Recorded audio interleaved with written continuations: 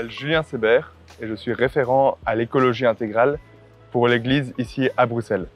Le temps pour la création, c'est un temps international et écuménique pour tous les chrétiens pour prier pour notre maison commune, pour la Terre, pour le cosmos. L'éco-spiritualité, c'est justement reconnaître que nous faisons partie d'un cosmos, d'une création entière et inclure cette création dans notre prière.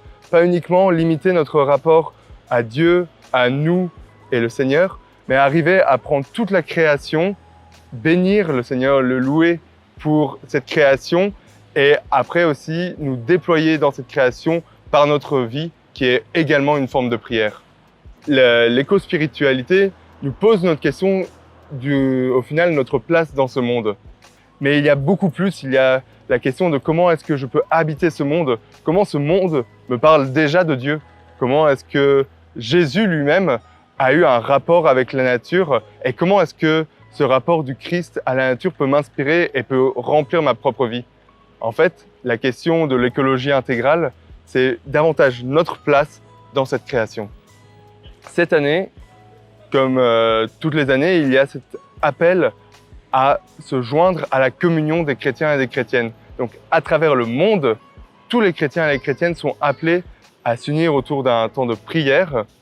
Et ici, en Belgique, les évêques catholiques invitent du coup les catholiques à se joindre à ce mouvement de prière.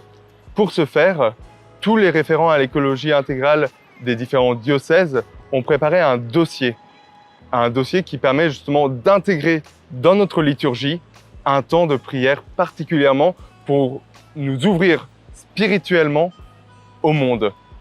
L'enjeu de ce temps pour la création, c'est de se rendre compte de l'état du monde, de l'accueillir et par nos prières, déjà nous mettre en marche pour préserver notre terre. Il y a déjà différentes paroisses qui ont évoqué des actions, mais un exemple type, ce sera à Anderlecht. À Anderlecht, il y aura déjà cette messe d'ouverture avec Monseigneur Cockrols qui aura lieu le 2 septembre à 17h30 dans la collégiale Saint-Guidon.